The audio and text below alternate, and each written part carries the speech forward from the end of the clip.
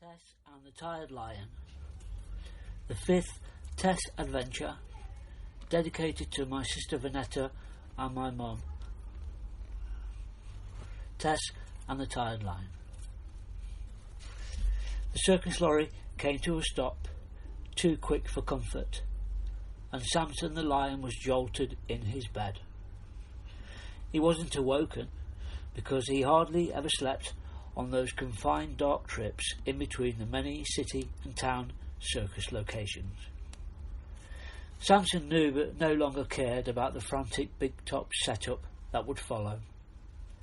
He closed his heavy eyes just in time as the canvas sides of the lorry were thrown open, because the sunlight was no longer his friend. Later he would have to face the bright lights of the circus ring, accompanied by the shouting and screams of the audience as he jumped up and over hoops to the crack of a whip. His humiliation was complete, his roar was heartless, and his heart was tired. When the performance closed, Samson was led back to his cage. He looked forward to the darkness, away from the bright spotlights, when he could lay his aching body down on the straw and wait for his friend, Tom. Tom was a circus cat, but he was not an ordinary cat. As the circus had travelled through Scotland one winter, Tom had absconded with it. His parentage was sketchy. Although his coat was pure black, he stood as tall as a medium-sized dog, suggesting that one of his parents was a rather exotic breed of cat. Tom was as wild or as tame as he wanted to be, but he was fiercely independent and would come and go as he pleased. The circus guard dogs knew well to leave Tom alone.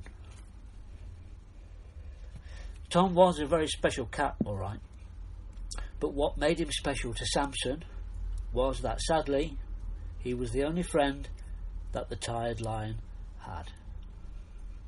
As always, Tom had made his way to see his friend not long after the show had finished. The Tired Lion stirred as Tom squeezed through the bars of his cage. With more effort than it should have taken, he lifted his paw and rested it on his friend with affection. Samson saw the strength in Tom, not just physically, but in the tomcat's heart. "You know you're more lion than me, my friend," he said. Tom saw the tiredness in Samson's eyes more vividly this night, just as he had felt and noticed the despair through the ever-fading strength of his once powerful giant paw. This frightened Tom, who knew it was time. It was now or never for him to turn his magical dream to free Samson into a reality. For this he would need the help of someone extraordinary. The timing was perfect, and as he said good night to Samson that night, he decided that it would start tomorrow. He would make it start tomorrow. The next day, a smiling happy Tess was waiting on the canal towpath for a boat full of friends. It was the time of year when Jack the boat dog and his master cruised their narrowboat near to the house where Tess lived. Sometimes they moored there for over a week. As well as seeing her beloved Jack, Tess would also get to see the two Spikes, who also now lived on the boat with Jack. Tess had helped them as puppies and met up with them again purely by accident in another adventure. Tess and Jack had many adventures over the years. They had often faced grave danger, but they always stood together. As Tess was watching the water, she heard the barking getting louder and louder. The two Spikes had jumped off the boat at the last lock and were racing to the place where they always met. First one hit her with licks, and then the other followed soon after. Tess was loved so much by the Spikes that they forgot she was not as young as she used to be. She calmed them down and thought to herself how healthy and strong they looked, which made her tail wag happily.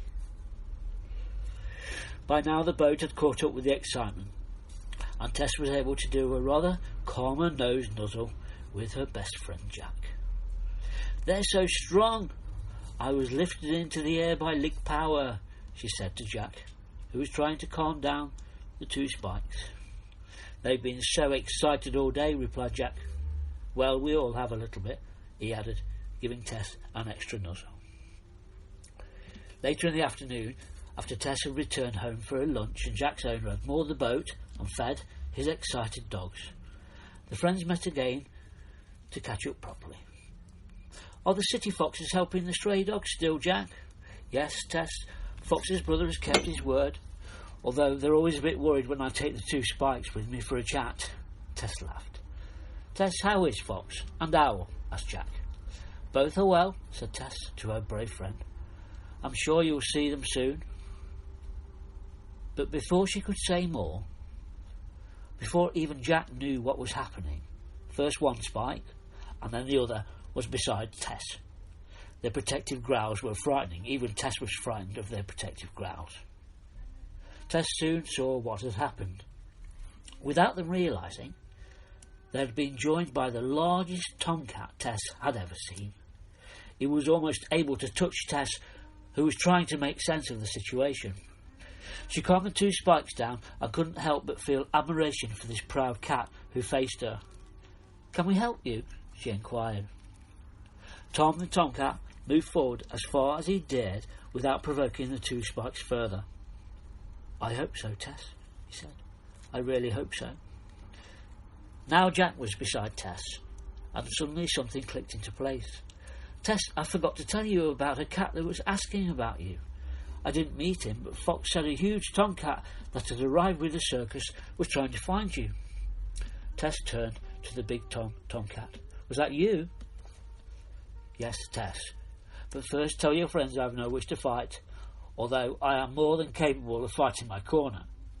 All I ask is a chance to talk to the Tess, who may be my only chance to save my friend." Tess moved forward and got as close to the big Tom as she thought polite, making it plain he was no foe. As she did, the two spikes relaxed a little bit, and Tess welcomed Tom for a chat. Tom started the story of Samson the lion from the time that he had first joined the circus. How Samson, at the start of their friendship, still had a dream to be free to live his own lion life. Then Tom explained about how the circus had also tried to tame him, a feral tomcat, but he was too wild. They had lost that fight, and eventually he was accepted on his own terms as a free yet wild animal that earned his place by keeping rodents away from food supplies. When the time came for him to move on, he knew he was not able to leave Samson there. He told Tess the only reason he had stayed with the circus was because he had dreamt about helping Samson to freedom, but he never dared to believe the dream until one day the circus animals were full of stories of a dog called Tess. The Tess who had saved the fox and stood up to bullying, Tess who turned dogs away from fighting badgers. Well, I looked hard and long for you, Tess, but nothing. Until one evening, just after I'd left Samson, I'd walked out to be alone in a wooded glade when Tom was interrupted by a familiar voice to Tess, who turned towards the source, and there, perching lower in a tree than Tess had ever seen her, was Owl. "This is my doing, Tess," confessed Owl. "I have followed Tom and his concern for Samson for so long. I just knew we had to help. I knew you could help," he added. "You did say I might see Owl," said Jack to Tess with a grin. But Tess was 2 moves ahead in thought by then. She knew Owl too well, and if she was responsible for this introduction, for her to meet Tom, it meant just one thing. It meant Owl had a plan to save Samson. She must have. Just as she had a plan to save Fox and a plan to save Badger. Surely now, with her magic owl ways, she had a plan to save Samson, the tired lion. Tess's flash thoughts were interrupted. "Do you know Owl, Tess?" Tom Tomcat asked. Owl knew exactly what Tess had just been thinking, and Tess saw her smile as she replied. "Yes, Tom, I do. Would you believe she helped me find my missing wag when I was a puppy?" Tom was soon asking questions about herself and his newfound friends. He explained to them that he never knew his father and only had a treasured memory of his real mother's warmth and care.